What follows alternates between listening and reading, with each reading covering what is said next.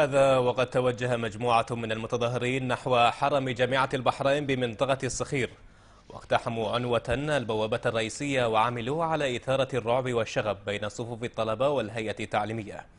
وقد تصاعدت حدة المواجهات بين المتظاهرين ومجموعات من الطلبة داخل الحرم الجامعي، مما استدعى تدخل رجال الأمن من أجل حفظ النظام.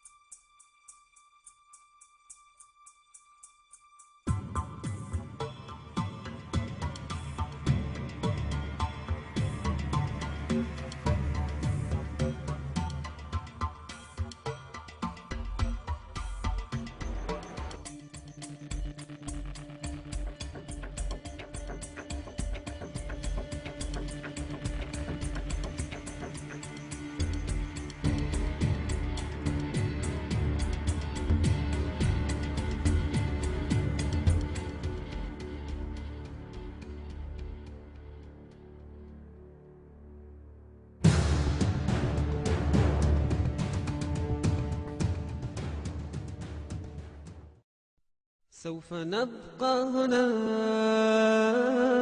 كي يزول الألم، سوف نحيا هنا، سوف يحلو النغم. سوف نبقى هنا كي يزول الألم، سوف نحيا هنا، سوف يحلو النغم. موطني موطني موطني ذا الإباء، موطني موطني موطني يا أنا. رغم كيد العدا، رغم كل النقم، سوف نسعى إلى أن تعم النعم، سوف نرنو إلى رفع كل الهمم، للمسير للعلا ومناجاة القمم. فلنقم كلنا بالدواء والقلم، كلنا عطف على من يصارع السقم، ولنواصل المسير نحو غاية أهم، ونكون حقا خير أمة بين الأمم. سوف نبقى هنا كي يزول الألم، سوف نحيا هنا،